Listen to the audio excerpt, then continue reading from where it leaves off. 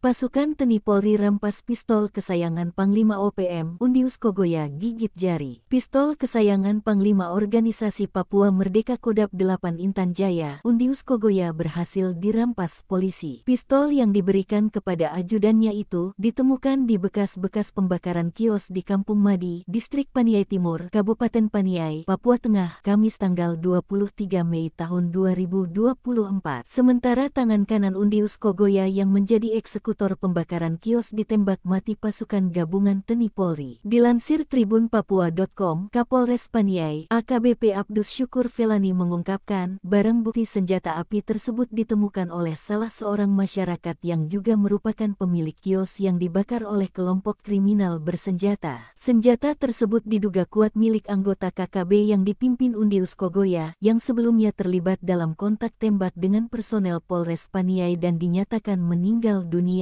Kepala Bidang Humas Polda Papua Kombes Pol Ignatius Beni Adi Prabowo menambahkan, penemuan senjata api di TKP pembakaran kios ini menandakan bahwa ancaman KKB masih nyata dan memerlukan tindakan tegas dari aparat keamanan.